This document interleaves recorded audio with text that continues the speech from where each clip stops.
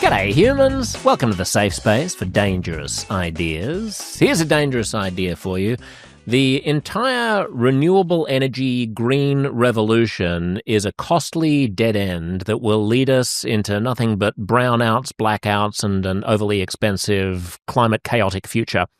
Here's another alternative dangerous idea for you, perhaps the opposite idea, but equally dangerous, depending on your inclination, that in a generation's time we will be living in a world festooned by nuclear power plants. That will be our main source of baseload energy.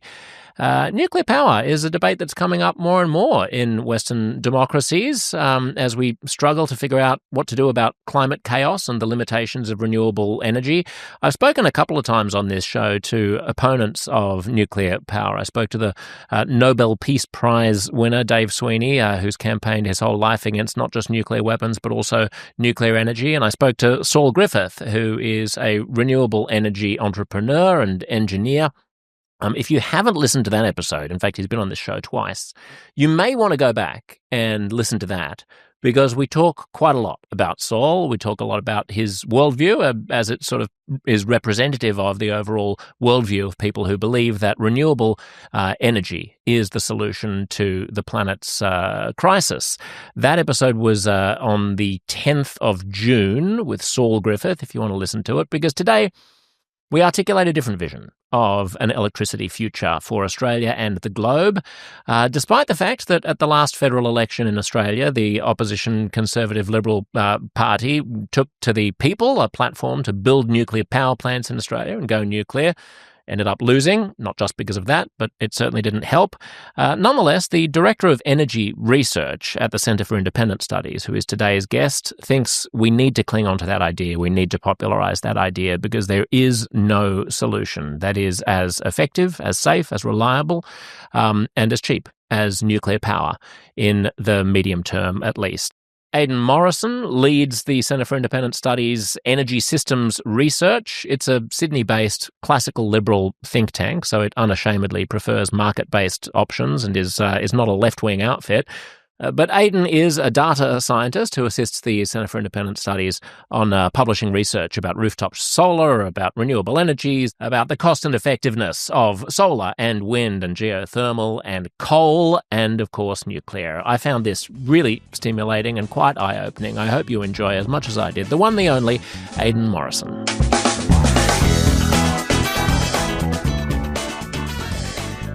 The argument for nuclear power is it's the only carbon-free thermal source of energy we have, right? And thermal is a kind of key technical word, but it means that you can have some sort of concentrated heat source and you spin a machine from steam generally. But that's the only energy system that's really we've ever had that has worked. Like, you know, except for maybe hydro. Those places that have hydro, again, a big spinning machine. But I'm very much now the view, the harder I look into it, is the problem with the opportunity for nuclear is the problem for all the other low carbon resources that we have. If you're happy to burn coal is fine. Like, we can burn coal forever. It is cheaper, probably at least in the short term, than nuclear ever will be. There's a chance that nuclear might get there to be cost competitive with coal, but not in the short term. But the real opportunity is that it's the one that works, that can get to deep decarbonisation. That's it. That's all there is. The other ones just don't scale.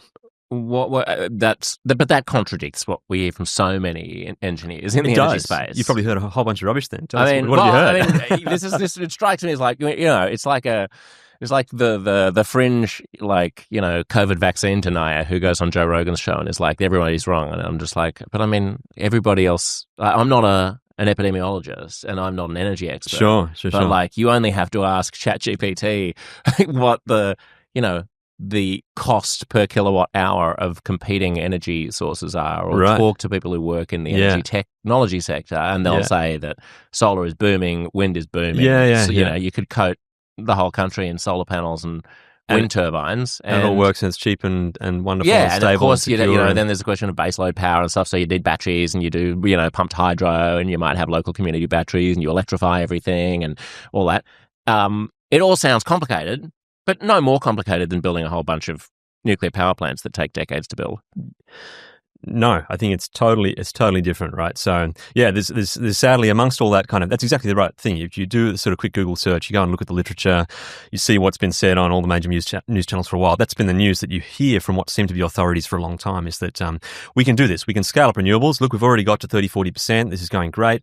We can go the whole way, and it will be in the end cheaper than what we currently have, and certainly cheaper than nuclear power. So that's already cheaper.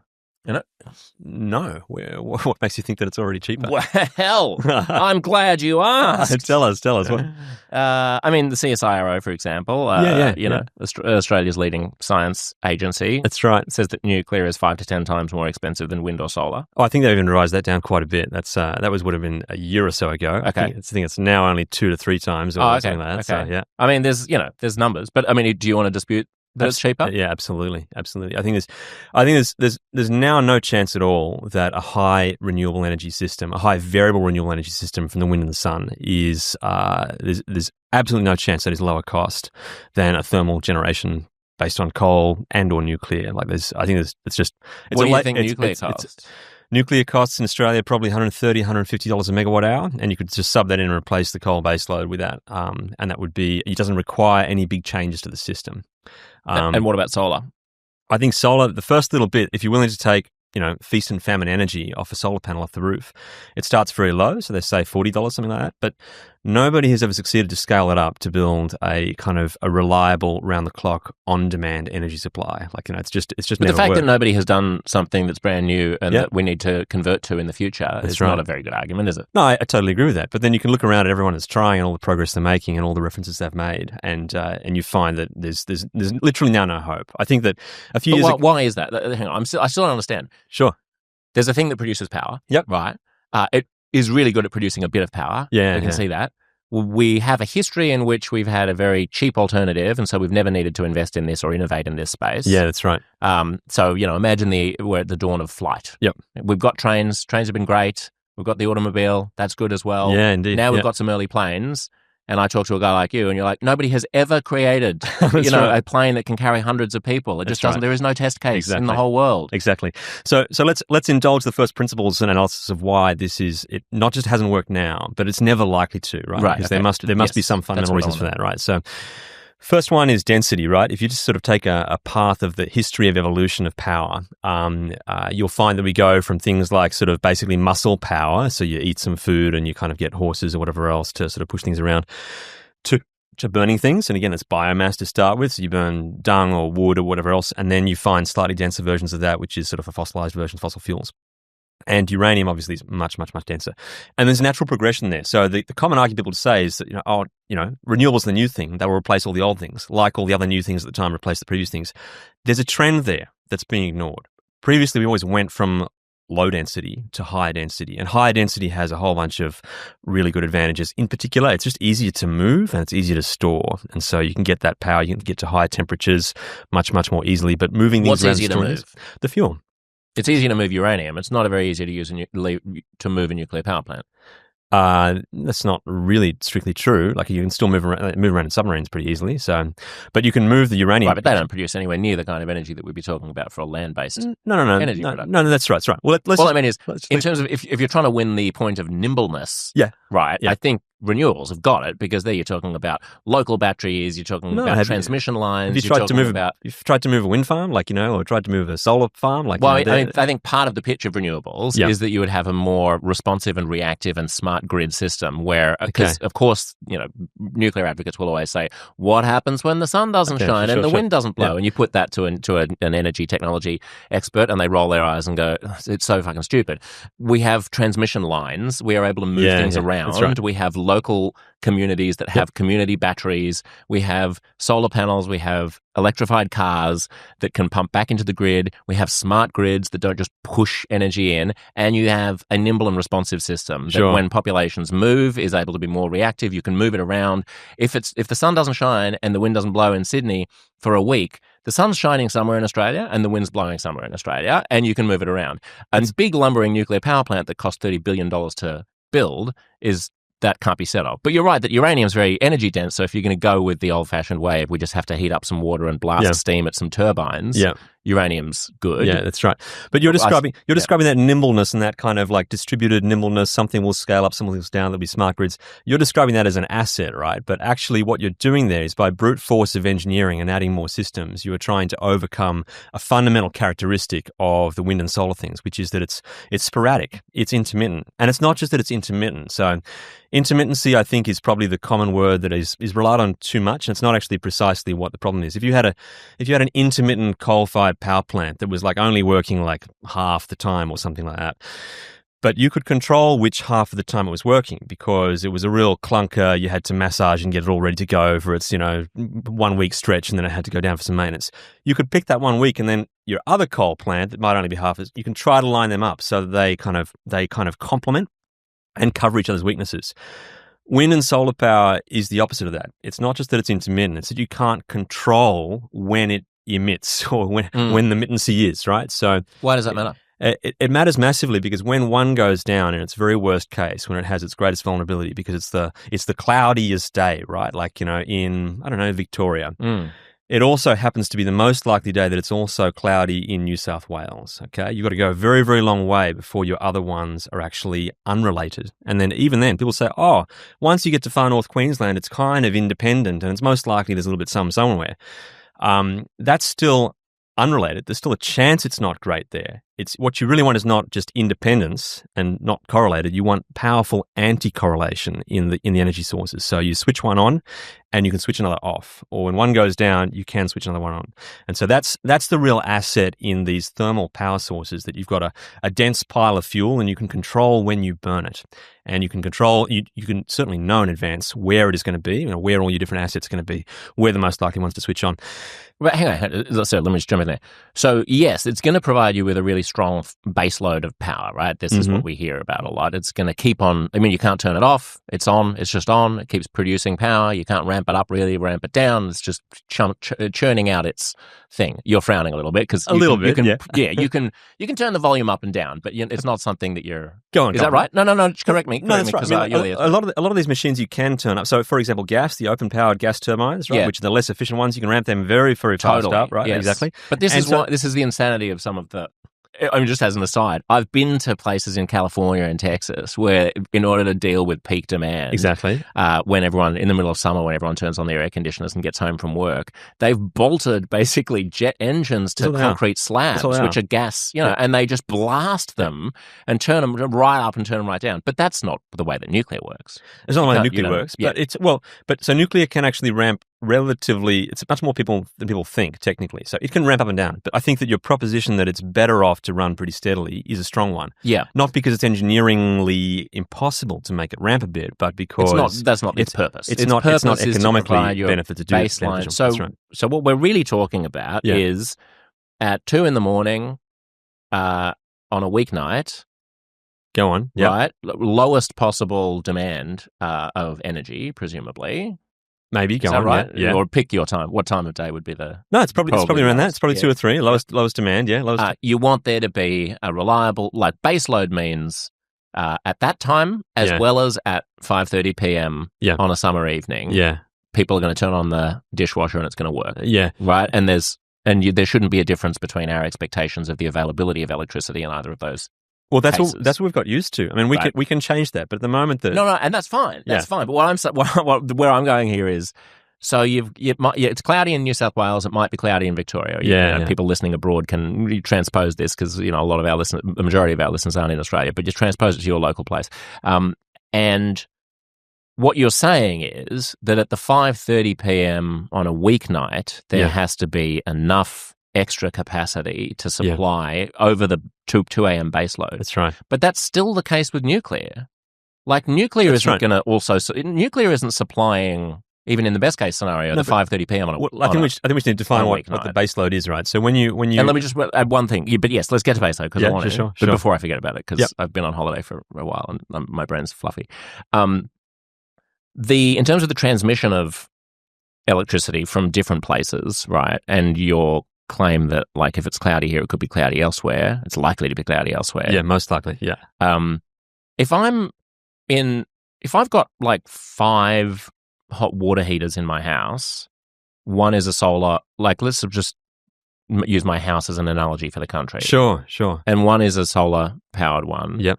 And one has like a bunch of mice in the basement on like a spinning wheel, but that's enough, and it can produce it. And then there's another one that is a hydrothermal one that comes from steam grates under the ground. And then one is a conventional gas burner, one of a conventional electric burner. That's right. And some of them, and each one of them alone produces enough for me to have a shower. Yep. And they all randomly go on and off unpredictably, with the caveat that there's always going to be one of them that's on. That's a big caveat, but go on. Yeah, sure. Then what do I care whether it's unpredictable? Which one is on for any given one of them to be off? So all you have to do when in the transition to a renewable future is make sure that there's one thing that's always on. But you got to make sure that one thing could be a nuclear power plant, but it could also be some renewable alternative. Or it could be. But you've put it just has to be different from the other thing that is vulnerable to being off at the same time as the other thing. It could be something on the west coast of the country. It could be something. Well, a very, very long way away. I mean, if you're talking about like worst case scenario, you just have to make sure that the baseload is there. It could be anything. But you've described the problem exactly perfectly, because that's the problem. If you have 5 different hot water cylinders, to give you warm water, and you're sure that one of them will be on.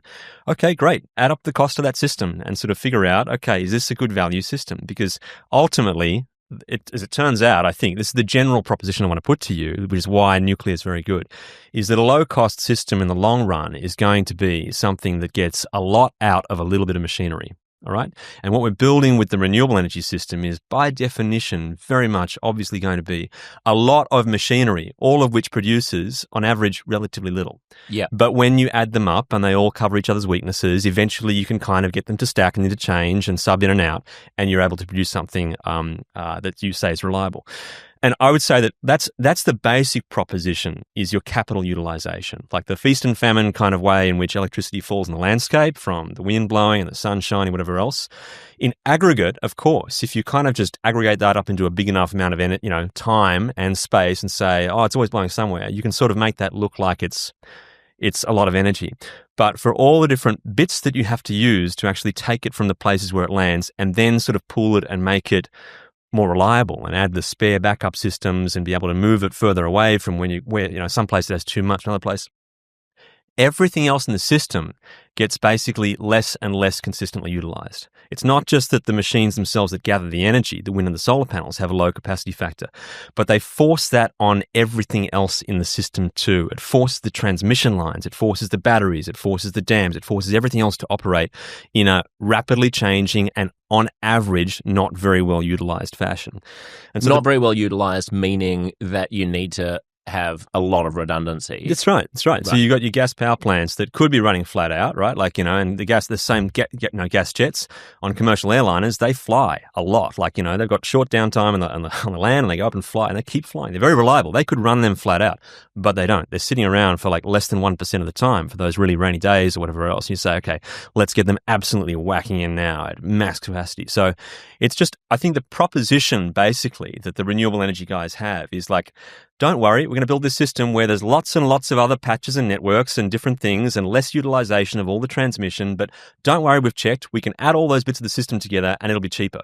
And when you look at all the different reports from every different one of the studies, and it's now an absolute lay-down misere case against GenCost, against the ISP, against the Net Zero Australia, whichever one you want, right? I'm happy to go through them all, but none of them have got. Yeah, exactly. That's right. But let me just inject one more thing into this conversation, because I think it's the elephant in the room and it's sitting here without us talking about it, which is storage, which is batteries and stuff, right? Because part of the problem of renewables that nuclear solves is you don't have to worry about where to put the energy, because when the sun doesn't shine and when the wind doesn't blow, you could have a gigantic transmission line stretching 2,000 miles to the west coast of Australia, and you could be bringing hydrothermal from the Indian Ocean, across to the eastern seaboard. Sure. Whichever harebrained idea you want. You could do that, but as you say, not very efficient. That's right. You lose a bit along the way. You have to upkeep the transmission lines. Right. It's a headache. So the solution is something that we don't really quite yet have affordable technology for, and which is battery, which is really good, dense, affordable, efficient batteries. Yeah. There are workarounds like pumped hydro. So for people outside of Australia who aren't familiar with this idea, basically when you've got lots and lots of energy, when the sun is shining and the wind is blowing, you use it to pump water up a hill. And then the water at the top of the hill in the dam becomes the battery. Storage, yeah. And when the sun isn't shining and the wind isn't blowing, you open the floodgates and the water pours through and it turns the turbines. And that's essentially a form of natural battery, which is quite effective, which I'm sure you have your problems with. But we might actually, I mean, a lot of people, and you might be a skeptic of this, where do you think, they say, just as we've seen with electric vehicles, just as we've seen with the iPhone, we know how these technologies end up scaling and getting cheaper. And there's no reason why batteries would be the first technology in the history of humankind not to follow the same trajectory as the personal computer or anything. When we went to the moon, a computer filled a room. Now we have a supercomputer in our pocket. The same thing is happening with batteries. In the time it takes you to build your nuclear power plants, for the tens of billions of dollars and decades it's going to take, by the time you get there, you're going to end up with a nuclear power plant holding your dick in your hand, and there's going to be batteries that are just as good, which could have solved the problem. Not worried about it at all, no. So the thing about batteries, they're just one more system that you have to add to this that you're going to use less efficiently, use at a lower capacity factor, right? So I know that you've had Saul Griffiths on, and a lot of people would say, look at this technology, it does hold energy, and the costs are where they are. But ultimately, you are only ever going to get the best use out of this technology if you can get a lot out of a little bit of stuff, right? And so for a battery, that means discharging and recharging. Well, is that true? I mean, yeah, I think it is. It's a pretty broad proposition. That the only metric is whether or not you can concentrate as much efficiency in as dense a physical area as possible. No, it's not. That might be true in Singapore, but in a country like Australia or America, it's not the only metric. But what I'm pointing out though is that the proposition that we can scale it with batteries means we're scaling against a general proposition that has worked that's been the wind at our back for the rest of the time. Is that you kind of build more machines, and machines work as much as you can in fairly steady state. There are machines in our society where things don't work in steady state, and they're kind of those piggy rampy things. But in general, we don't maximize and propose replacing all the steady state stuff with that and get a cheaper system. That's not been a common thing to do. So this push uphill to sort of say, okay, we're going to use batteries. But what does a battery do, right? A lithium-ion battery, like the chemistry in that means that it's really good at charging and discharging over the period of about an hour, right? You take your iPhone in, it's flat, plug it in, about an hour, it's charged. Same with the drill. Not so your car, only because you can't get a big enough, power draw from your particular house. But you can, with fast chargers, charge it in easily an hour. The really fast ones, with a few compromise, a little bit of wasted energy, go a little faster than that. That's just the nature of the chemistry, right? So the best utilization of those things would be to sort of say if you had like an hour fluctuating or sort of a 2-hour sort of cycle where it sort of was really sunny for about an hour and then it was really dark for about an hour. That would be the very best utilization of battery. And you get the sort of, however many thousand cycles. But we only have it on a daily cycle. So batteries generally, if you had your house battery, would charge once a day and discharge the other day. And we'd consider that really good utilization. Well, guess what? The ones in our grid at the moment, we had a really sort of big Dunkelflatter last week. They charged and discharged twice a day. They charged in the night as well when there was no sun, and they charged off fossil fuels, and they discharged them at the morning peak as well. Even better utilization than what we can expect when we get rid of all that the gas and the coal that actually lets them charge in the middle of the night. So utilization is already not great for the current systems we have. And as we propose getting more and more towards a totally weather-dependent system, we'll use it even less. And you can see the evidence of this, right? So solar farms at the moment, they typically do often come in business cases that pair with batteries. And that's because they're fairly confident they'll be able to discharge the battery at least once a day. Wind farms, on the other hand, do not, right? They often include them in the plans, but they end up not building them because when it's windy for a day or 2 or 3. And so you only get to discharge them, it's not nearly as good a utilization of the battery. But don't they also not build them because people say they hit birds and they don't look pretty on a hill? No, the batteries I'm talking about. The batteries I thought you meant the wind turbines. Right. Okay. Right. And they also at the moment they do hit birds, and that's the other big challenge that I think is a reason why not to go with an all renewable system is that I don't think people appreciate what the physical impact on the landscape of trying to scale this stuff up actually is. and it's just phenomenal. Like I always thought that, wind turbines were kind of like a pretty kind of novelty. I sort of, when the first times I saw them outside of Canberra, I went to uni at ANU, driving back, I'm like, oh, there's wind turbines on the hill there. I was like, oh, that's kind of cool. But then I think that's a tiny little bit of energy. And I know as well environmentalists that kind of, advocated for kind of, the first big wind turbines in their area. This is certainly the case for Stephen Nowakowski. And then they realize, okay, are we done yet? We've kind of we made some compromises. This species here will take a hit, but you need just so much more stuff that you have to build, and it has a huge impact on the landscape and the environment too. Like you end up tearing up massive tracts of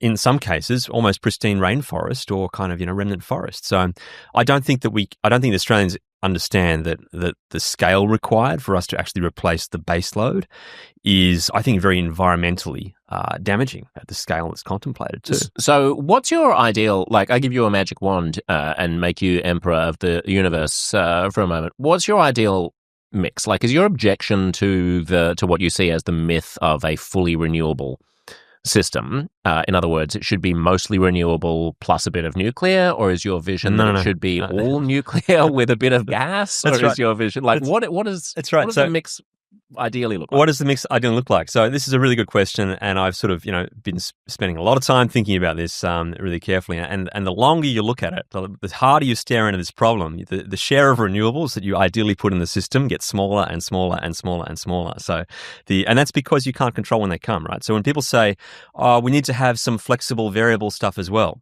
what they're really talking about is we need to be able to fill the peaks, right, of our demand, right? That's not baseload. You need some peaking stuff as well.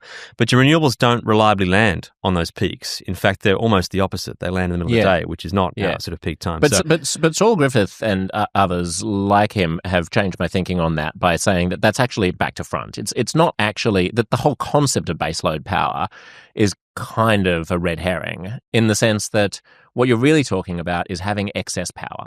What you really want is having redundant power. No. So that every time you need energy, it's there, right? The base load just means, like you just don't need as much energy at 2 a.m. as you do at 5 p.m. Therefore, as long as there is always 10% or 20% more energy than anyone's going to need, base load is a meaningless, sort of a No, that's not distraction. That's not what baseload is. So if you look at what people's demand is, right, and look at our society at the moment, and we do have things like hot water heaters that switch on in the middle of the night, whatever else. But if you look at the actual total electricity demand, final end consumption of Australian society, and I think most societies, you'll find that actually we have peaks often around when people are changing spaces. So when you have to warm up the new space that you come to is a big one, or cool it down. So in the morning, or when you're switching on, you're cooking, doing activities, watching TV. Morning and evening is often a peak. And in the middle of the day, sometimes, there's a bit of a trough, and at night there's often a slightly bigger trough. The base load is actually not the full kind of total, we need to have extra supply sitting around.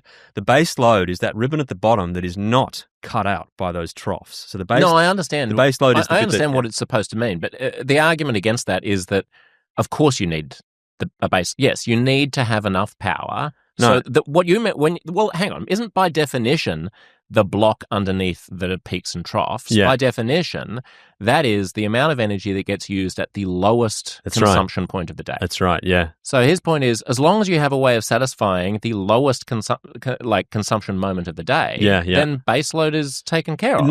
So as long as there's batteries or stored hydro or whatever it is, whatever you need to make sure that you can turn on a light at 2 a.m. Sure. What people are talking about when they're talking about baseload, isn't it? Yeah, that's what they should be talking about, but they're actually not, because what people such as Saul and others do is they say, we're not going to talk about your final end demand, we're going to take your net demand after we've taken all the rooftop solar out of the system across your neighborhood and your city. And they'll say, okay, if we look at the net demand after rooftop solar to the grid, all right, they'll say, okay, now we don't need any electricity in the middle of the day.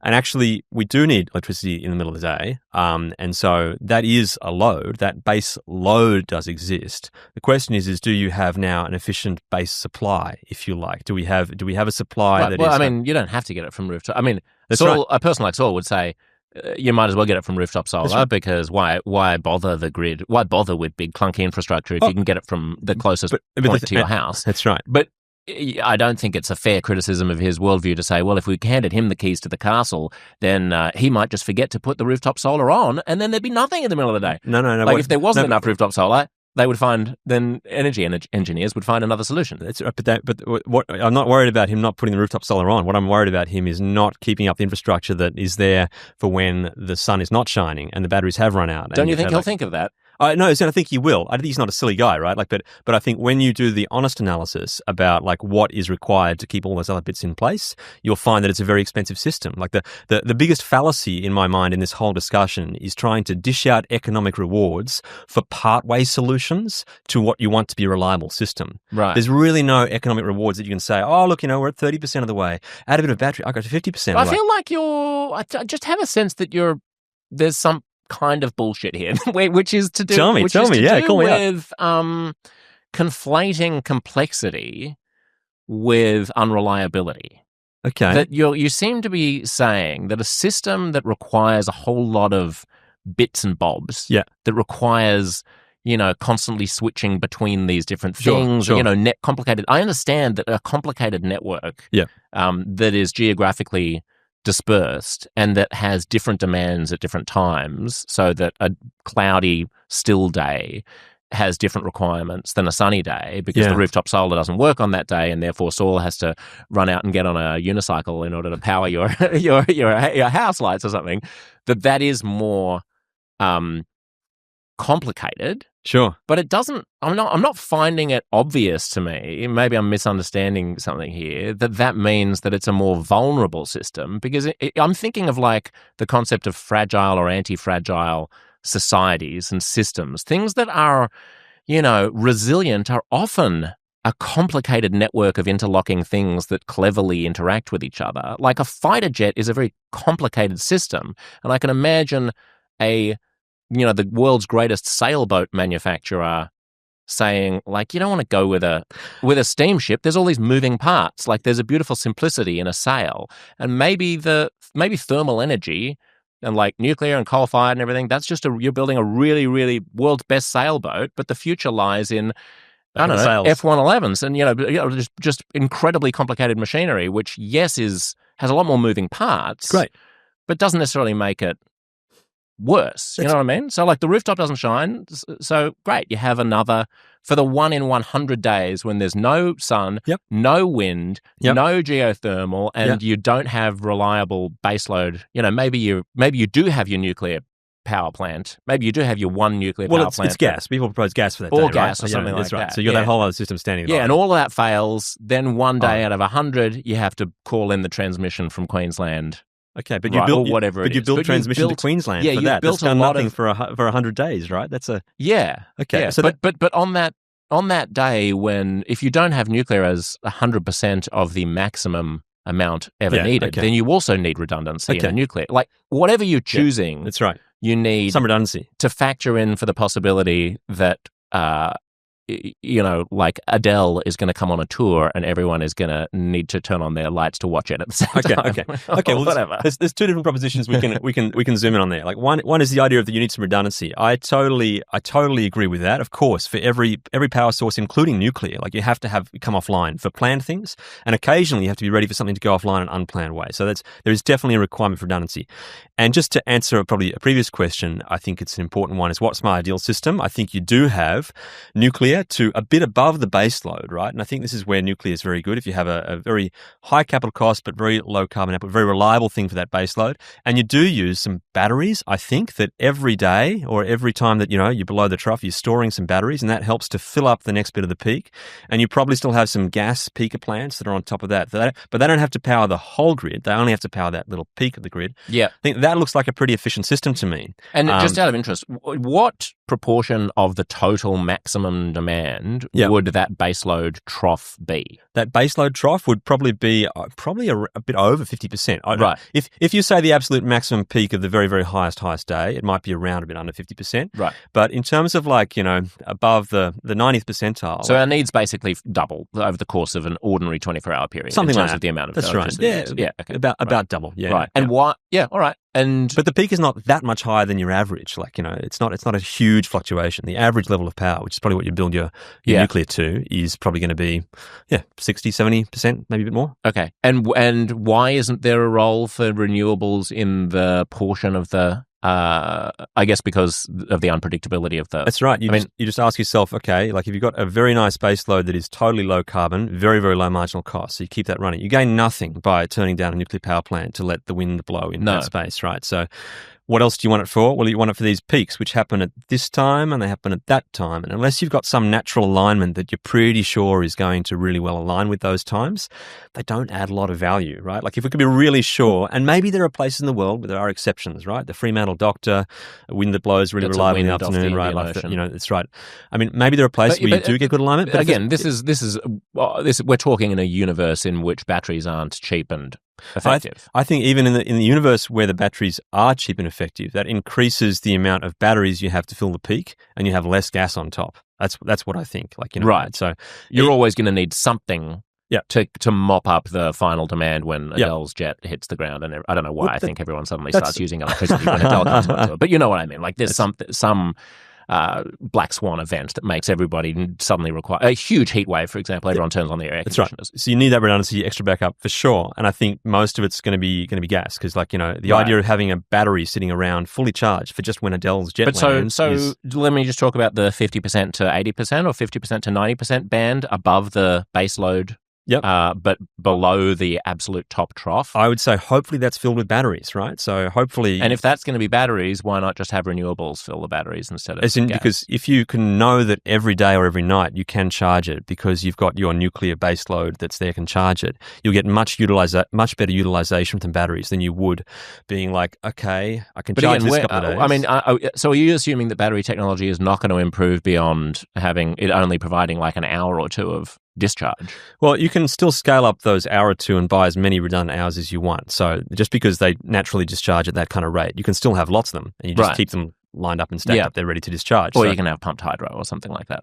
Yeah, you can. Yeah. But either of those, they still like... I mean, I think just Snowy 2.0 alone, isn't that going to... That will be enough to power the entire state of New South Wales for a day or something. Except that it can only power like, a quarter of our peak demand at its fastest output. So it can't. So you need to have 3/4 of New South Wales demand. I see what you're saying. There. So, yes, okay. So you need the base load and then you need to add that on top of the base load. Maybe it helps. If that's your cheapest way of supplying that function... it is. I don't think Snowy Hydro is or was ever going to be that. Right. But there is a role for storage, I think. But your best possible utilization of storage is going to be when you're really quite sure that you can charge it as often as possible, which is what you get from having a little bit of redundant, low-cost base load sitting around, which is with nuclear. So I don't understand that. I mean, Australia is very sunny. Lots of places are very sunny, and lots of places are very windy. So you could certainly guarantee that you're going to be able to charge at some point. If you give me a month-long period, but I'm going to be able to charge my solar battery in that month. That's right. But almost anywhere in Australia. But if you just charge it once a month, that's terrible utilization of your battery. Your returns to the investor that bought that battery is going to be abysmal, right? You want to be able to discharge it once or twice a day, right? That's when that starts to look okay. Well, maybe the needs of investors are not the best way of framing our, a zero... Well, do you want the taxpayer to do it? A future without, without. But whatever it is, if you get less output from more stuff, right? That's going to be economically uphill. That's going to be really, really hard. And so my proposition is that batteries aren't. I'm not against batteries per se, but they'll work better if you have a really low marginal cost thing that you can rely on. Mm-hmm. Whereas if you have every day that you can't recharge your batteries are sitting around less utilized, and you have to pay for that other thing that is going to step into that place, and you got to pay for that other thing. So it's more systems that are redundant that have got very low utilization.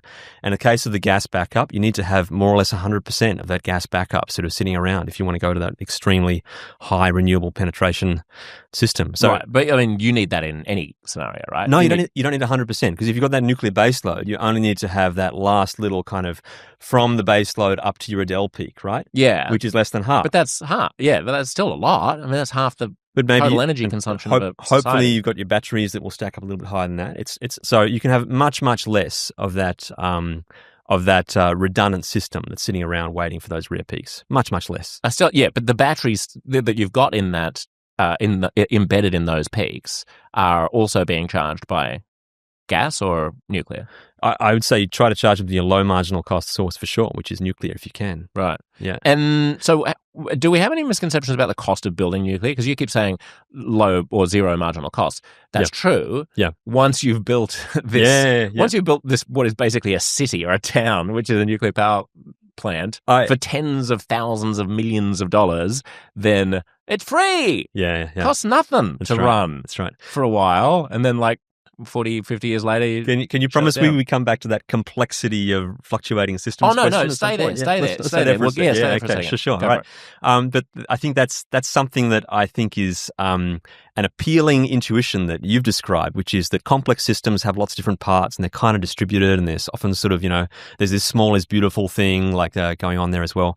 And I just think that in certain circumstances where you have true redundancy between the different parts of the system, that is the case. But in the case of the renewable energy system which we're proposing to build, you often don't have complete redundancy between any of the systems, and you actually need all of them to work simultaneously exactly as you thought that they would for any of it to work at all, right? And why is that the case? Well, take for example the Broken Hill kind of blackout, which a country town. This is a town, an outback town in Australia. West New South Wales, and they had a couple of weeks with very intermittent power, where they're out multiple hours a day. So very, very serious breakdown of the energy there.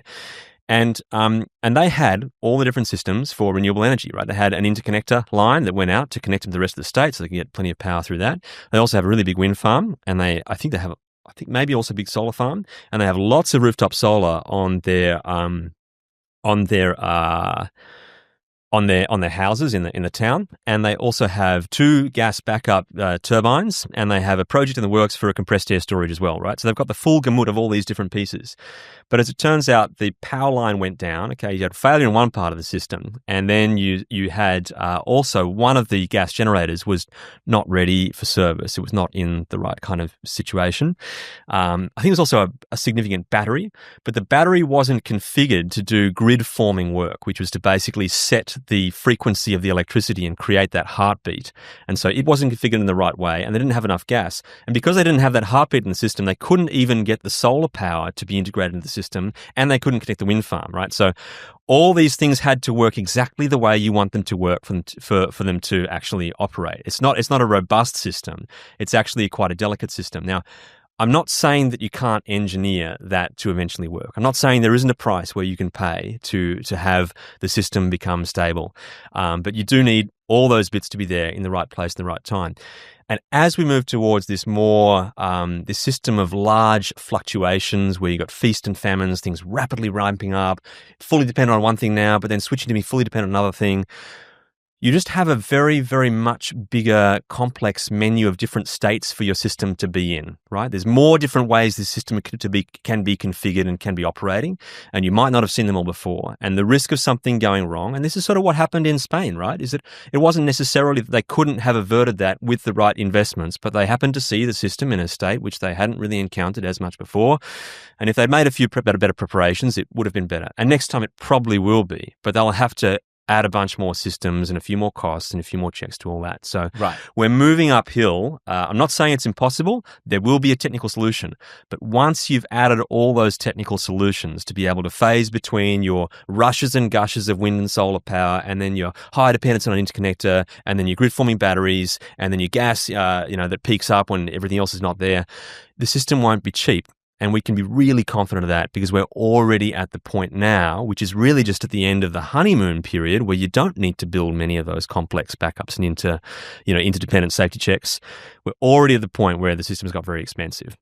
So I would imagine that a country town in the outback is probably not the Saul Griffiths of the world ideal model for what they want the whole shebang to look like. Well, then my question is, what is? I mean... Well, to people who haven't heard my episode with Saul, or episodes, I think, or don't know what we're talking about, I'll just paint the picture of what is, as I understand it, right? Yeah, sure. As I understand it is, you decentralize the network so that instead of relying on gigantic coal-fired or nuclear power stations funneling energy dumbly into every house regardless of how much it needs with no sense of who's living there or what their demand is. You have either a street or a local suburb or neighborhood where each house is networked together and their electricity is connected to either a local battery, or they could have their own household batteries, and that could be in the form of their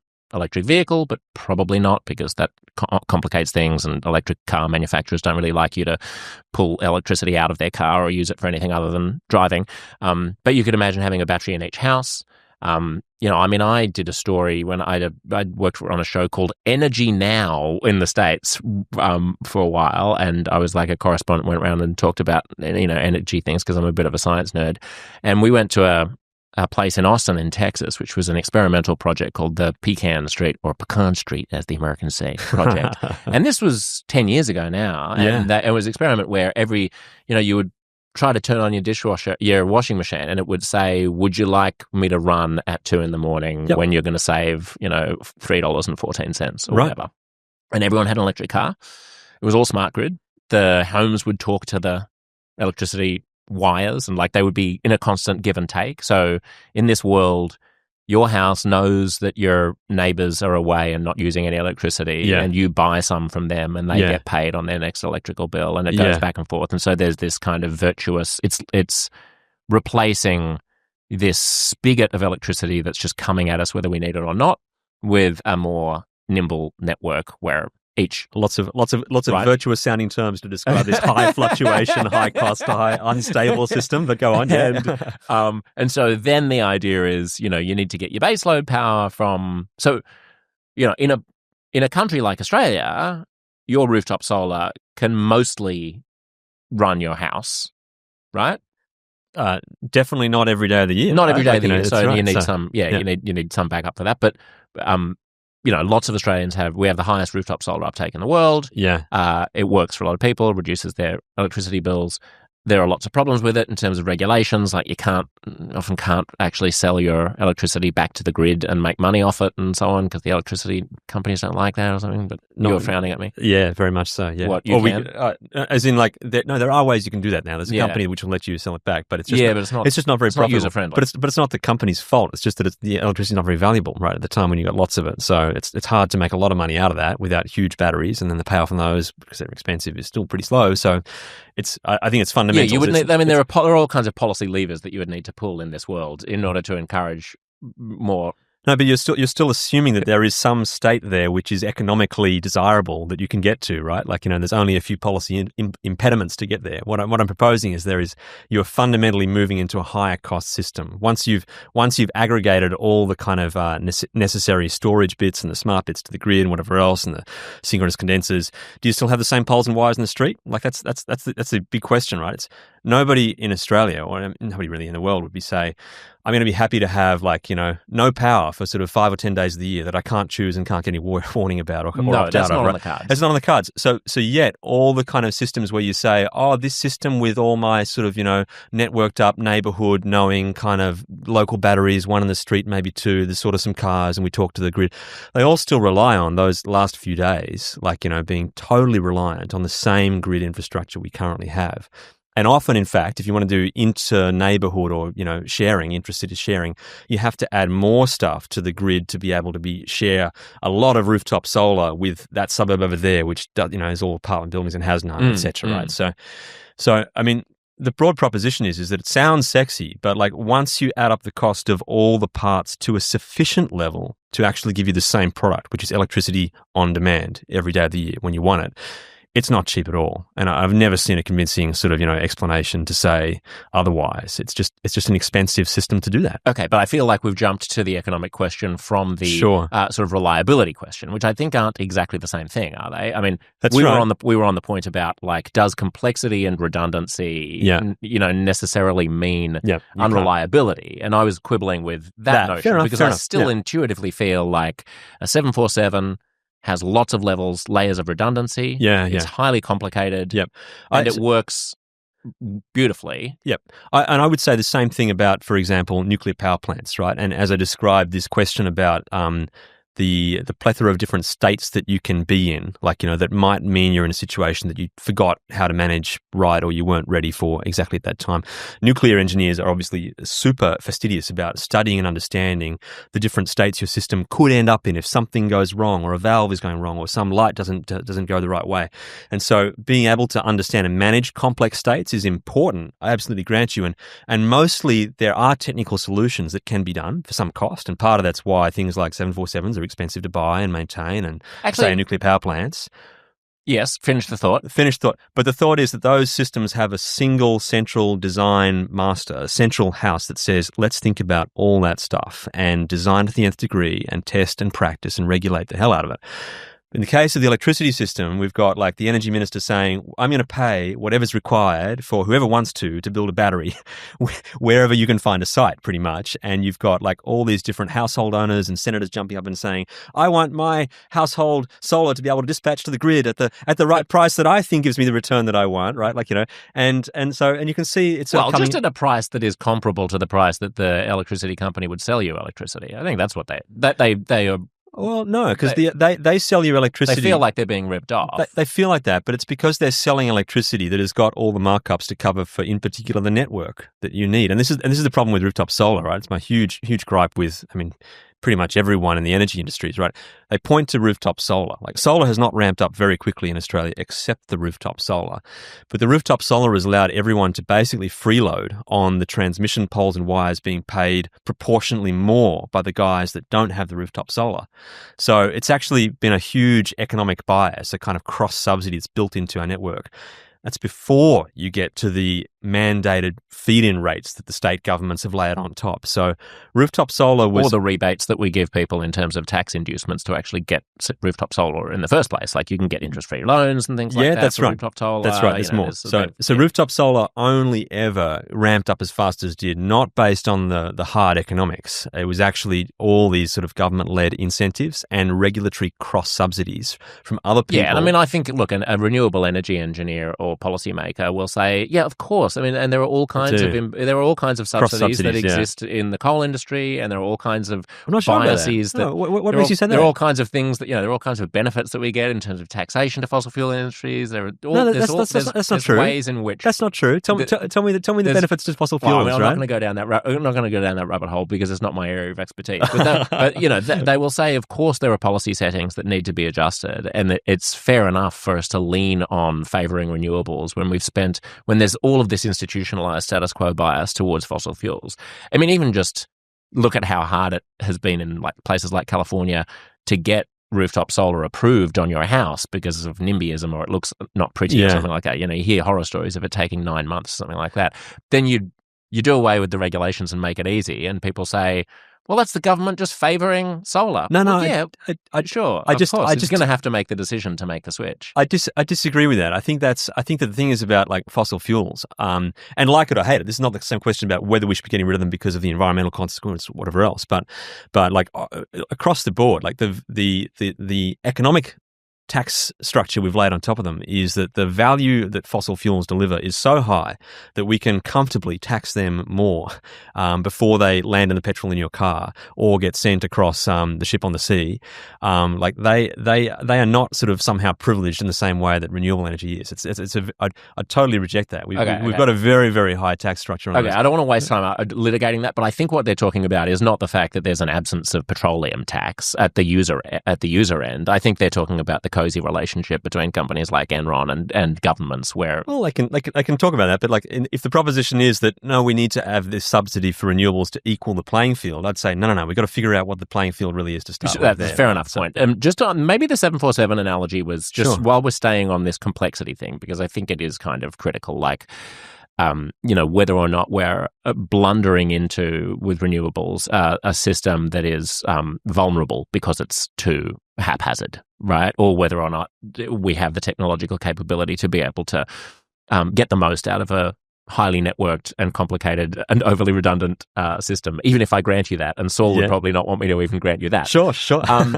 I wonder if the analogy, when I hear you talk about it and about the failure points, is this might be a stupid analogy, but it reminds me a bit in political science of planned economies versus free markets, where if we're talking about a system, just going back to energy for a moment, where there are like houses that are talking on a local level to each other, and my main relationship in terms of my household energy consumption is between my solar panels, my car, the guy on the left to me, and the guy on the right to me. Yeah.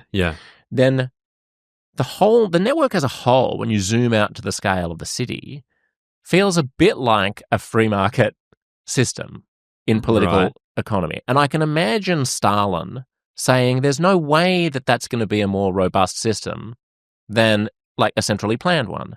No human being is going to be able to understand that system well enough for it to make sense or for it to outperform a rigid top-down system. And there's something about the way that you're talking about these networks, and maybe I'm imposing a political science framework onto engineering and it doesn't work there, but the way that it smells to me is a bit like someone from a centrally planned economy, which is basically what our energy network is today. Yeah. Gigantic systems with spigots turned on full blast, just blasting energy out. Right. And if you need it, great. And if you don't need it, doesn't matter, goes to waste. Sure. If in the 22nd century, we are living in a world in which all of this networked stuff is working and we are renewable, we are on a renewable basis, people will look back on conversations like this a bit like I'm a capitalist talking to a communist in the 1950s, and the communist is like, there's no way that you could ever have a market that, have an economy function if there are too many details. And I would say, well, yeah, the details will sort themselves out because basically the small granular local decisions are what powers a free market. And similarly, there's no reason why a network of nodes in an electrical system can't be more resilient through the virtue of their disaggregation than a top-down, let's build 3 gigantic nuclear power plants and forget about it. I would disagree. Thank you, because I think it's really useful to articulate that core proposition that, it seems impossible that the more free market-y evolving kind of system could ever grow to be more expensive and it certainly doesn't seem impossible that it could be more expensive or more vulnerable. It just doesn't. I'm just saying it isn't obvious to me that it has to be. That it has to be. Yeah. Well, it may have to be more expensive. I don't know, but it's not obvious to me that it has to be more vulnerable or less resilient. Right. Well, I think that you test this argument by trying to test the sort of bookend extremes of how it could or should work, and I think that if you try to say, okay, take your house, for example, or you take even your street, maybe a house or a street or something like that, and say, let's get that off the grid because we want to have a not centrally planned, controlled by some sort of wire layer regulator that said, you shall have this many voltage capacity down your street. If you say, let's just build our own street off the grid and let the market, like you guys figure it out. Well, no, I still want the life vest. You still want, I still want the parachute. So then you get to this difficult question because basically I'm happy to say, and I respect solar. I think it's totally great and all power to you. Anyone that wants to get totally off grid, great. Solar, whatever else. What batteries? Figure out your own system. If you're happy to go without the life vest, then there's absolutely no problem with you figuring out whatever energy system in abundance or trade-offs you might have a day when you're kind of feeling like, a bit underpowered. But that's great. But the question is, at which scale does it become remotely cost competitive for you to sort of isolate yourself from the safety net and throw away the parachutes? And the answer is that there is none. Actually, the parachutes are really, really important to the system. At the moment, there's no way that all this grid stuff works. And at the moment, my frustration is that there's all this kind of, essentially, in what should be the most technically invested and quite objective assessment of where we're going with energy transition, there's all this hand wavy, we'll figure it out later, while still acknowledging all these contradictions, right? Like virtual power plants, nobody's taking them up. The incentive structures are all wrong. What is a virtual power plant? Oh, it's basically the generators saying, give me control of your battery and I'll dispatch it when I want to. But the instances where that makes sense for everyone involved and doesn't completely rip off the people having the power that when they need it is not there. And it's really not clear that it's going to get there. So, so push come shove, if you let the free market decide, they would wholeheartedly reject all of, the Saul Griffiths electrify everything, we'll do it with our street, we'll do it with our neighbour, because they would still be stuck with the bill, and so they should be, for the parachute. And the parachute costs an awful lot. And so, as I said, there should not be any economic rewards for part-time or part-way contributions to what you need to be a reliable system.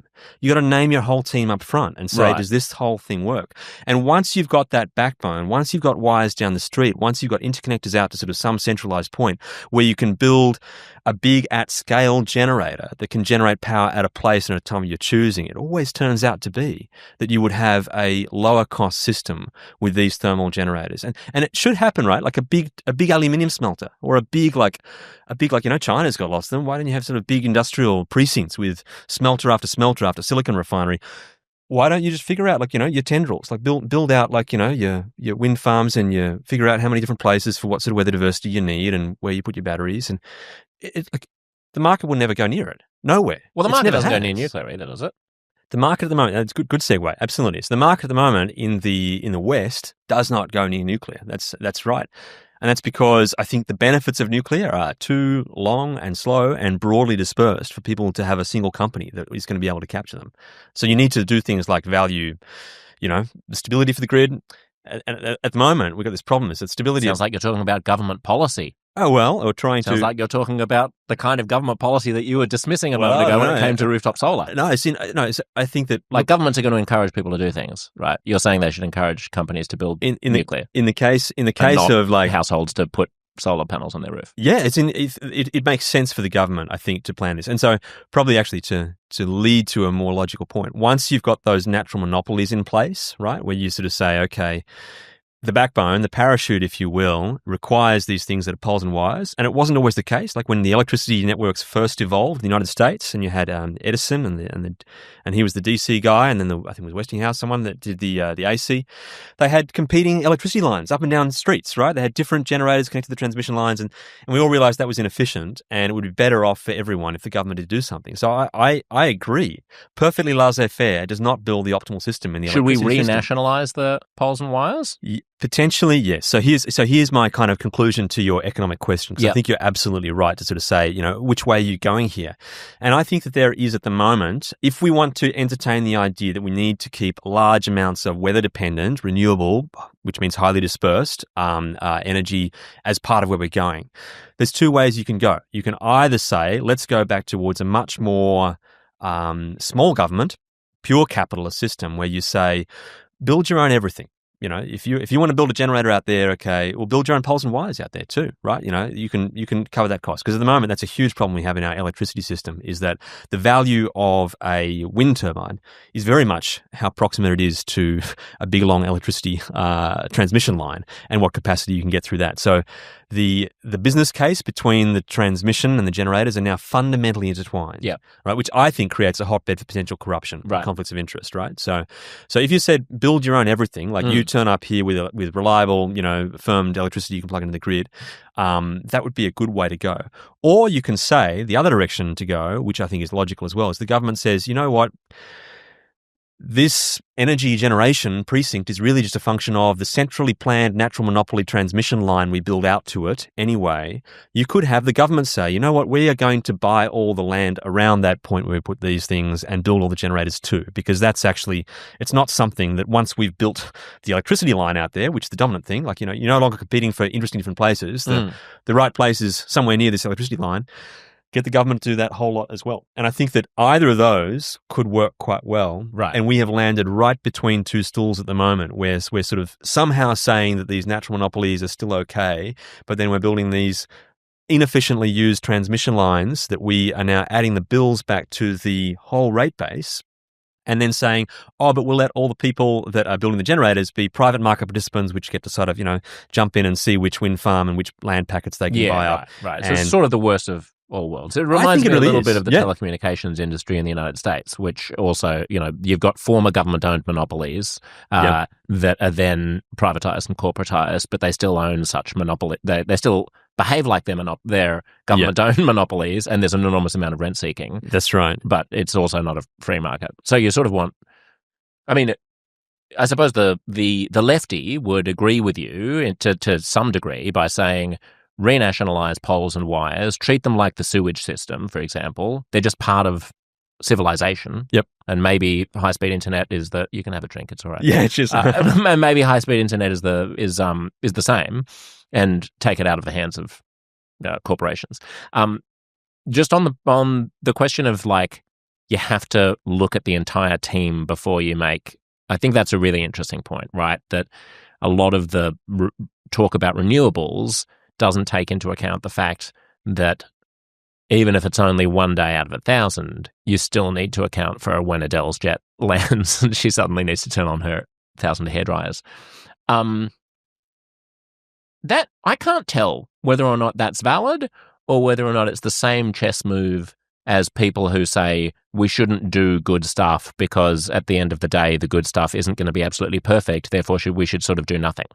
Like, I think that a renewable energy engineer would say there is so much we could be doing to reduce carbon emissions and to save money that is in that first 99% that has to do with contributing to the baseload, that has to do with our ordinary everyday lives. Right. We are enormously wasteful and inefficient, and we're generating way too much carbon, and it's simplistic to go, well, let's just swap out the coal-fired plant for a nuclear plant, when there are much more interesting ways that we could deal with this, and that it's a bit of a dodge to say, yeah, but you're always going to, well, what about once we've done everything that you want to, then at the end of the day, that one day out of 1,000 you don't have a solution for. I think the renewable energy person would say, yeah, okay, but there's still so much, we could be doing so much better than we are. It reminds me a little bit of like when there are like climate change conferences and you hear anti-climate change conservatives, fossil fuel people saying like, even if we reduced, our carbon emissions by, half, there would still be 3 degrees of warming in the next 50 years. And you're like, well, okay, it's better than the alternative. Like, I mean, don't let the perfect be the enemy of the good.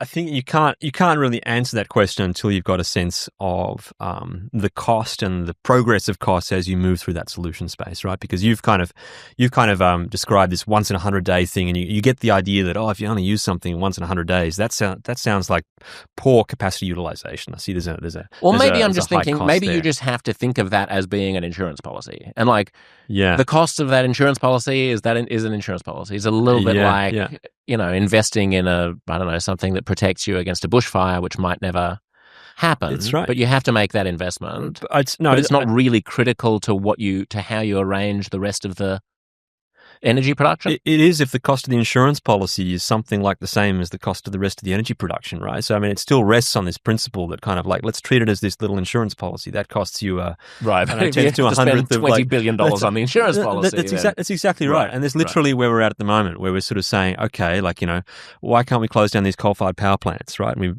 we wrote all these plans, like the integrated system plan that said, we can, here's this trajectory and it still works. But even the ISP, right, is based on this perfect foresight weather plan where they just took, 10 or 14 years of previous weather. What's the ISP? The integrated system plan. So, so the Australian Energy Market Operator produces this blueprint once every 2 years that has become our kind of Bible. Boring. Super boring, yeah. But I mean, that's our blueprint master plan, but it incorporates perfect foresight, right? Like, which means that the whole system gets to know exactly when the wind blows and shines everywhere. So it can build all the right stuff in the right places to have every battery charged and every transmission line at just right, to nearest its thermal limits and be okay. But we as we progress, right, we realize that that level of backup wasn't quite right, and the politicians say, I'm not sure whether we're kind of really ready to and of course you've basically in your paper workup just incorporated these rosy assumptions about a complex system, we can make that work. I'm sure there'll be a switch and a flick that we can gel it all together with. But actually, the cost of that insurance policy, right, the cost of the parachute might be as much as the plane. Right. And so when you've got that, you've got to figure out, okay, what kind of aircraft do I want to have here? And it brings you back to this kind of like, actually, no, you don't walk yourself down this dead end. We are on a dead-ended path where from here onwards, we don't get to retire the transmission system. We actually need to build it up 3 times as much as we ever had it before, right? We don't get to do without the distribution network, actually moving that huge 5x rooftop solar that we currently have, which is already on the brink of creating problems. Like, that has to go somewhere. What's the difference between distribution and transmission?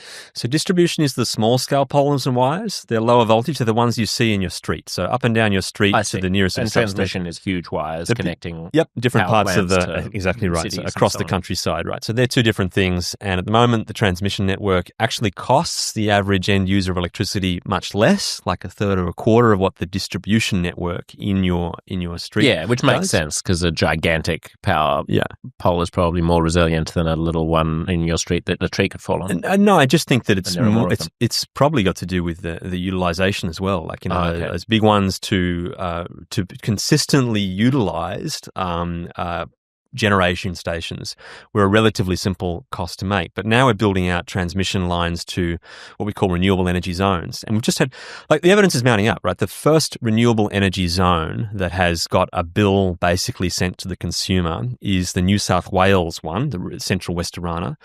And New South Wales had the highest increase in electricity prices in the country last year, partly because $500 million the bill was sent for this zone, and that made it. And that's put it this way: that's about double what our currently biggest transmission project will do when it's finished. And we haven't finished building this one; we've barely even started it, and we're already sending bills of $500 million to build this renewable energy zone. And it looks like the capital cost, is going to be sort of $5.5 billion before they've started building it. And we've found every transmission line recently of this scale that we've built has doubled well after we've started building it as well. So it's just. It's a question of cost. Okay, talking about cost then, let's talk about cost of nuclear, because this is what the anti-nuclear naysayers talk about as well. Hinkley Point C in the UK, massive cost blowout. A disaster. Plant, is it Vogt in the US? Vogel, sorry. I'm not wearing my glasses. Yeah. Flamanville in France. That's right. These are all huge cost overruns. What's going on? Why is nuclear not coming in at the price that people like you tell us it will? No, the West is stuffing up nuclear. I don't want to kind of gild the lily. Like it's just we have never had a situation where we've built basically a mature design a couple of times in a row, like in the West at all, period, right? Like so people are kind of like, oh, Australia, the Western democracies, we have some beautiful thing about democracy and planning that makes it harder in the Western world. And I'm kind of like, not really. We've just for the first time ever, and it's the same in the UK or the United States, we sort of let's get a brand new design that we've maybe never built before. Or if we have maybe built one, get a new consortium that's never built that and put it on a new site. And by the way, in this country, we've never built anything nuclear for at least 20 or 30 years. Let's see how it goes. And the first one, lo and behold, is always consistently expensive. But all the ones you listed there, like the UK, and the UK has stuffed it up in other ways. How not to do nuclear is the UK in so many different ways. But in the US, totally new design. The consortia they put together, I mean, that was sort of a big part of the story. They did also change a few rules and regs along the way, but the consortia fell over and collapsed and didn't have experienced people building the design at all. And it was the first time they'd sort of built that design in the US at all, so it blew out. But nuclear only will get cheap if you build the same design multiple times over from a serious company that knows how to build it. Who are they? What's the gold standard if you were able to pick? At the moment, it's the Koreans. The Koreans have done that in the UAE. And again, the typical thing on the left is to say, oh, but the UAE are basically dictators and they hate human rights and we could never match that. And I think it's not really true. Well, you're also not going to hear that from me. I mean, there are ways of doing things. But also the Koreans. So do the Koreans have nuclear power? Absolutely, yeah. And they have low-cost electricity, and they've been building relatively steadily across their own fleet. Relatively, they had a couple of hiccups, and they've got big power stations where there's sort of 2, 3, 4 nuclear reactors on a single site, and do theirs make economic sense? Absolutely, they do. Yeah. So the ones in the UAE, you're saying that people will poo-poo whether or not they're economically viable because there's such low labour costs in the Emirates. But the labour cost is only a small fraction of the total cost of building a project. So I think it's still a weak argument, even if you assume we have to pay a bit of a premium for the labour here. Why do the Emirates have nuclear power plants? Don't they have shitloads of oil? Yeah, they sort of basically don't get high on your own supply and want to save that. So actually they've got shitloads. Hang on, is it gas or oil? Qatar has more gas. One of them. Yeah, anyway, but basically they got a lot of fossil fuels. They figure it makes sense in terms of energy security as well and the long term. They're better off selling the stuff that the rest of the world definitely needs and having low cost power for baseload of their own from nuclear. So your solution would be just hire a Korean company that knows how to do it to build it. for us. It's pretty close to that, yeah. Right, okay. And so I think the UAE... What do you reckon it'd cost? I reckon in Australia, I think the CSIRO's latest estimates for nth of a kind are ballpark right, which is something like $10,000 per kilowatt. But what does the whole thing cost? I mean, it'll cost about $10 billion a reactor. That's cheap. That's on the very cheap side of the estimates. That is assuming you hear blowouts to 30, 40. That's right. Billion. Well, they're for often 2 reactors at a site, right? So like the Vogtle was 2 of those. Right, got it. It is cheaper than what we've had recently, but again, I think it's not cheaper than what the UAE did. It's about that kind of thing, and that's come from the CSIRO scaling up basically. They took a comparison for how cheap Korean coal plants were. And Koreans are just the geniuses in heavy industrial everything, right? Yeah. Their ships and stuff like that. And said, well, what did our coal plant cost relative to their coal plant? Well, we'll scale up the nuclear plant from their prices, which are way cheaper again, and say we're going to pay roughly 3 times the price here for what they can build it in Korea.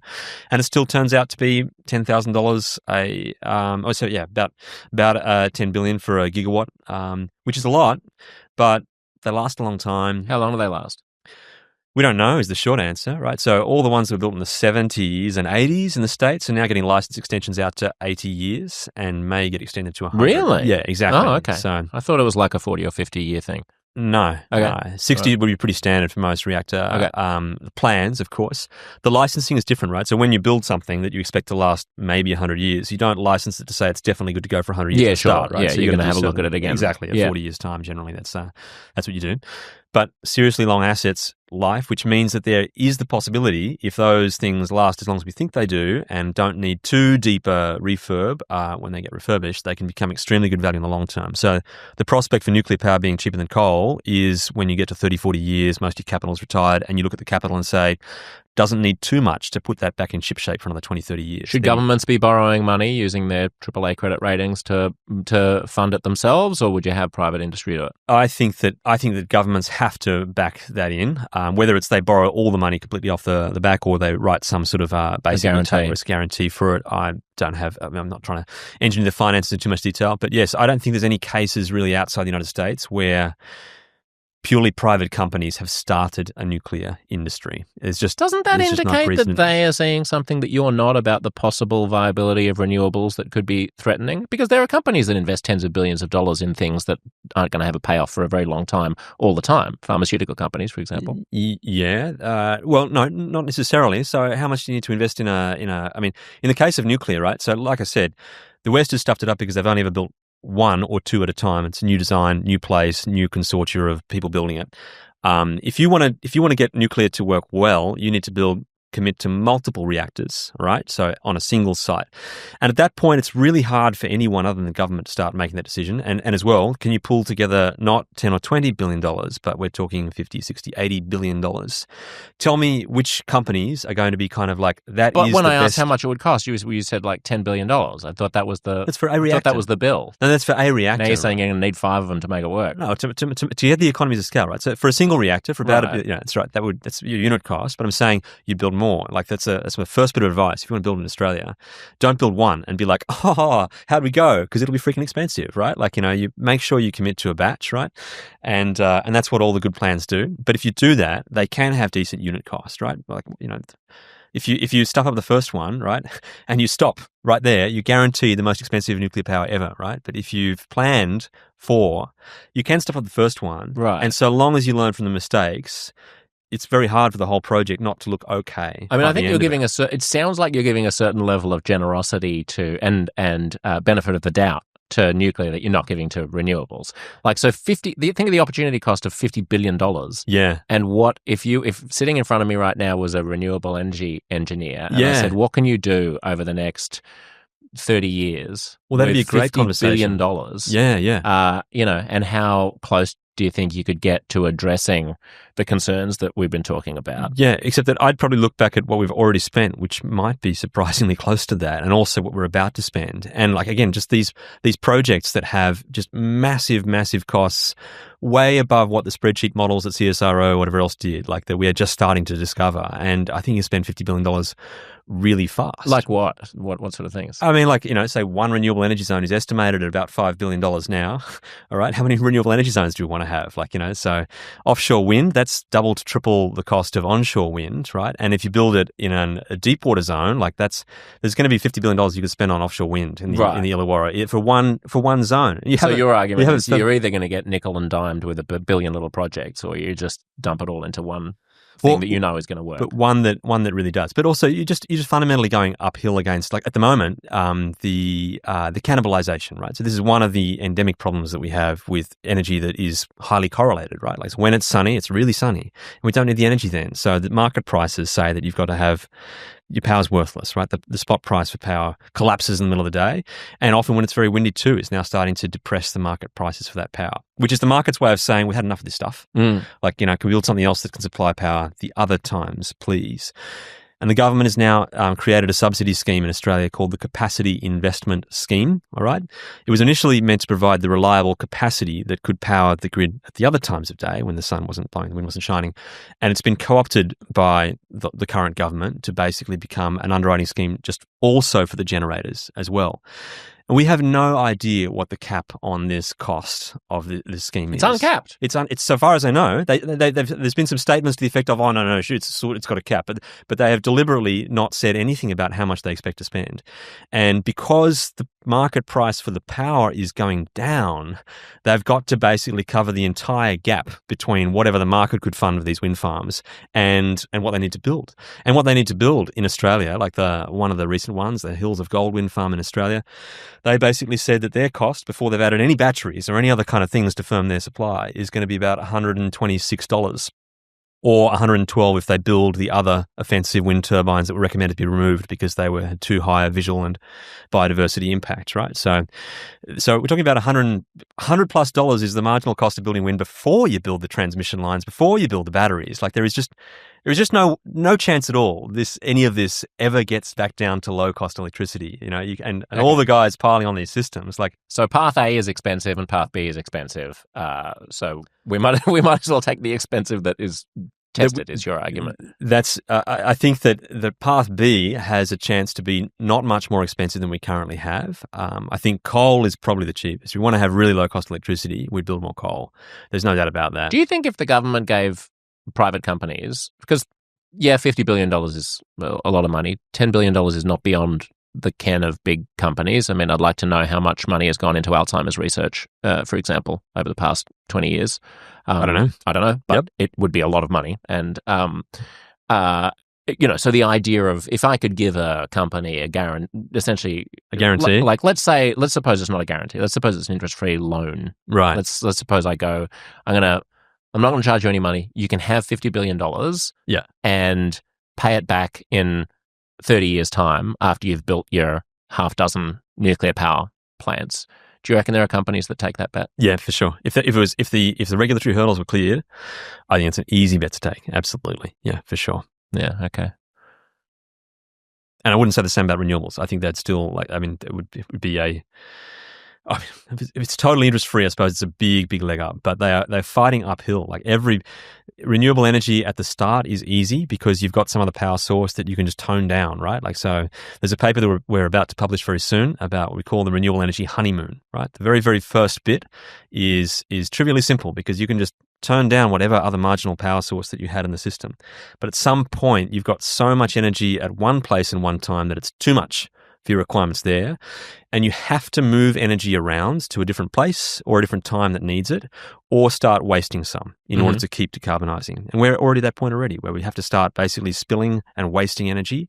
Wait, we're not. Isn't that point essentially the baseload power point? I mean, the point at which you've got enough energy and you're going to either have to move some around or waste it. Isn't that by definition the bottom of the trough? No, but you've just carved out a single trough, but then you've got nothing again for another day. No, I understand. But so why not just... But are we there already? Are we totally producing so much renewables that if they were only stable, we'd have baseload power? No, because it's not baseload. There'd be days when. No, I understand, but I mean, it reaches the same point on the graph as the top of the baseload block. For sure, in South Australia, it happens all the time. It can do it on wind alone. It can do it on solar alone in South Australia. And in in Victoria and South Australia, sort of together, it's a fair share, right? Get quite a bit. And certainly, but rooftop solar is now at the point. Our regulator has, the market operator has stated that they need to be able to basically take emergency control to switch off people's rooftop solar for the good of grid stability by the end of this year, like by third quarter this year, right? So there was a huge scare campaign run in the last election saying that nuclear would do that, right? Nuclear would cause us to have to switch off your solar. More solar does that more so and faster. And it is right in front of us right now. We have to switch off rooftop solar because we got too much of it. And yeah, so I mean, so from here on, all the systems for renewable energy will just get harder, far, far harder and more expensive. You'll have even lower utilization of your equipment, or you'll have to add more systems. So we've only got about 10 minutes left, but the main thing that people who oppose nuclear will, I think, where their heads will be at this point in the conversation is to say, okay, it might all be more expensive. Let's grant you that it'll be more expensive and more complicated and more vulnerable to have a non-nuclear future, but the problems of safety and the problems of long-term storage of nuclear waste make nuclear a non-starter. So those are prices that we're willing to pay, and maybe we need to use gas or whatever to supplement renewables. Can you speak to where we are with safety and what you do with the waste? Yeah, I think that safety is really, I think it's no longer a serious issue. Like I agree with you. There's a few campaigners who are deeply opposed, but I actually don't think that's where the rest of Australia's head is at. I think that if you look at the safety record of nuclear, even winding in Chernobyl, which that type of accident where there's literally a kind of a moment where it's so fissile, like it becomes like a little mini nuclear bomb in the reactor core for a moment. That can't happen with the current reactors, the way they're designed. And also that was totally unshielded. So even with Chernobyl wound in, the nuclear safety record is extremely good. Like it was also caused by a failing dysfunctional state that was paranoid about. That's exactly right. Reporting and yeah, internally. That's exactly right. And they would not have done that experiment if they weren't in that sort of system where they had to tell the guy above, yes, we can do it. Like they knew that the state they were putting the reactor into was not a safe one. And they did the experiment, the low power experiment anyway. So, but even like if you look at the recent ones, 3 Mile Island, like no one hurt, no adverse health effects to anyone working at the plant or anyone else. Like it was just that's incredible. Like, if you think about what people think of in their head when you say meltdown at 3 Mile Island, like that actually, no one was hurt by that.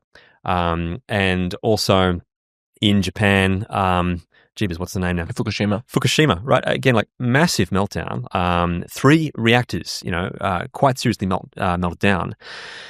And again, like it's not clear that anyone was actually hurt from that either. Like there's one potential death, and he was smoking 2 packs a day, and he did have a cancer several years later that could be related, right? But if you want to ask me, like, what's the kind of worst case industrial disaster we have when there's a once in half a millennia sort of natural disaster like floods and tsunami, having a whole bunch of capital wiped off, but no one actually die is a pretty good version of what industrial safety should be. So I just think the safety argument is, and I'll just park the question about whether or not there could be contamination. The Chinese say that the Fukushima contaminated the water, but who knows whether or not the Chinese are legit when they're complaining about pollution and so on. Yeah. Also, the reason I left this until the end, and I think it's a non-issue, is just that people are very good at being scared by big one-off events and not noticing the slow downsides of the alternatives. And if you believe that climate chaos is real and is happening, then the sort of every few weeks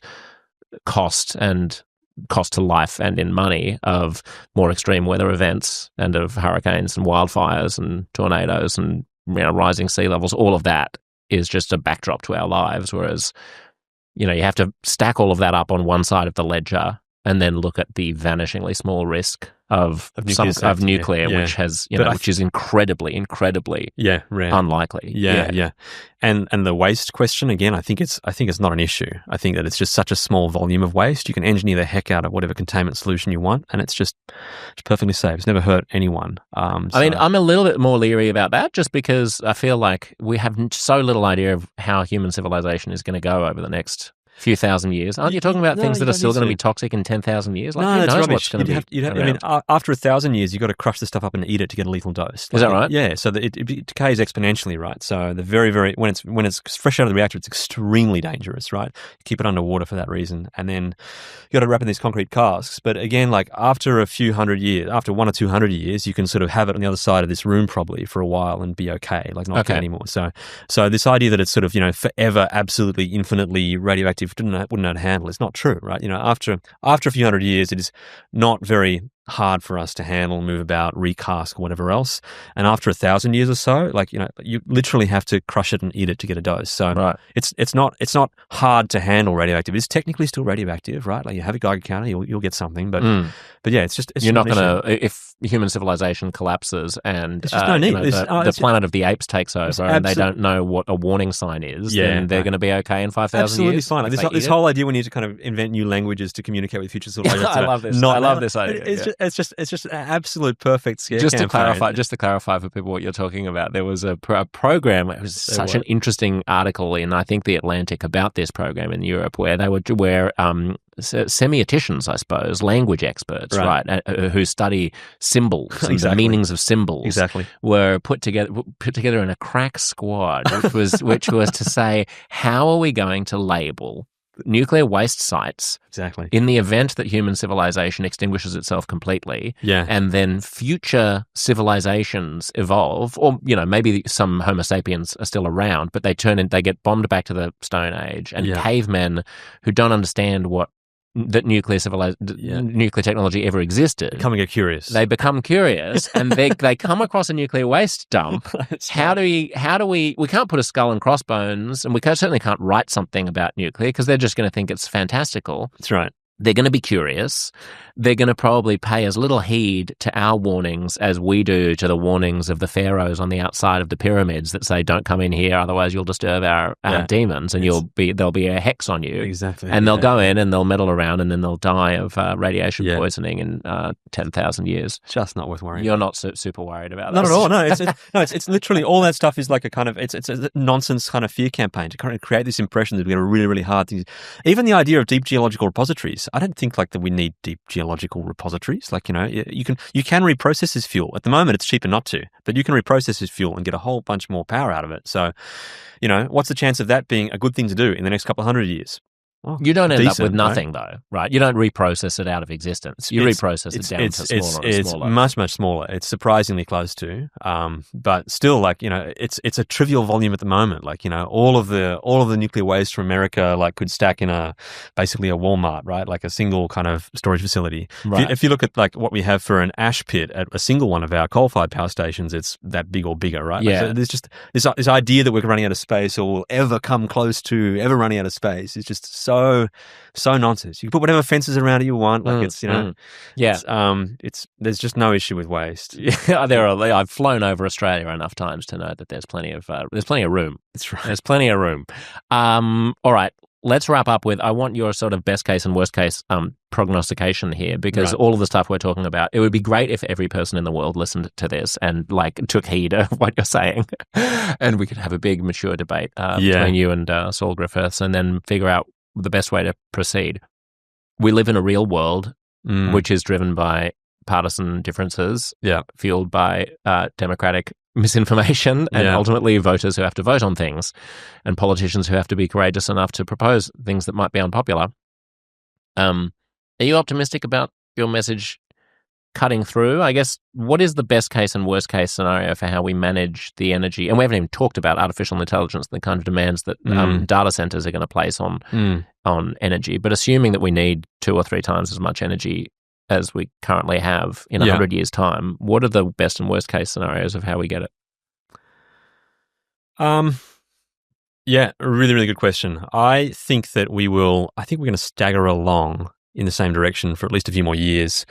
But there are cracks emerging. There are changes that are taking place. I think that slowly, in a long fight, the truth is a powerful ally.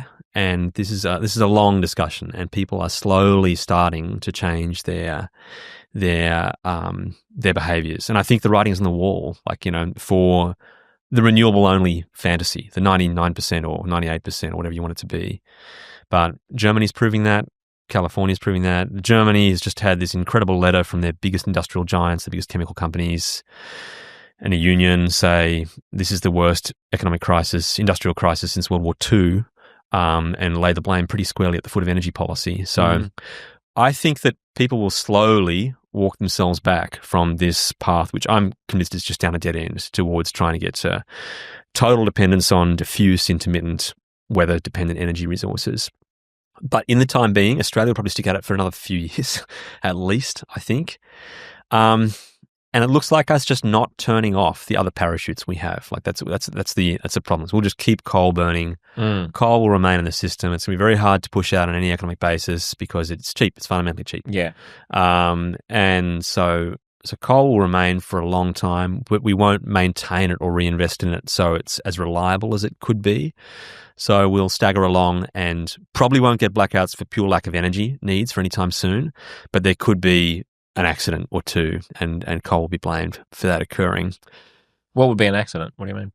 As in, we've had them in coal plants before, but the common ones are just a pipe in the boiler bursts, which happens. You mean just an accident literally in the power plant because it's getting old? That's right, but that'll take it offline for a couple of days, and if that's a couple of days, we really need it. Brownouts. Exactly right. So that can still be a thing. I'm not predicting there's going to be some. I hope there is not some sort of catastrophic, thing that's a safety accident or whatever else. Though we've had serious safety accidents before, but I think we'll just limp along for quite a while. But my mission is to basically sort of, try to dispel this idea that there is a low cost vision at the end of this renewable sort of rainbow. Like it might be made to work. I'm a technological optimist. If you had all the systems, but there is just no chance now, none at all, that it's low cost.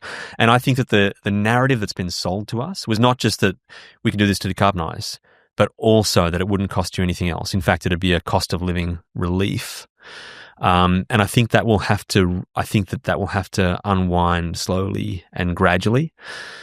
My disappointment is that we'll wind up in a place in 10 years' time where we still haven't made a move on nuclear at all. And we could have it just about here and be able to start scaling it quite quickly. Like once you build the first couple and you've figured out your design and your site and your consortium, got some maturity, you could ramp up and we could get our electricity system net zero or very close to with nuclear if we started today. Just the electricity system.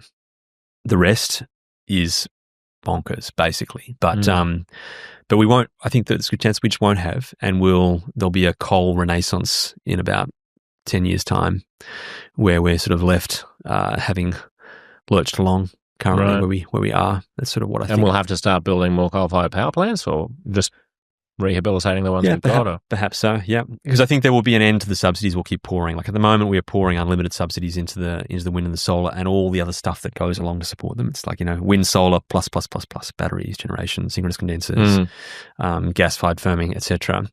I think at some point that's going to lose political license. You can see the cracks starting to appear already. Like even the green magazines, like Renew Economy online here, are starting to talk about like some mistake in the integrated system plan, that blueprint that's kind of taking us to 100% renewables because they didn't assess the good old ISP. That's right. The ISP that I have known all about for the past 23 minutes. Oh, really? Okay. So, wow, you hear a lot more. It dominates my day.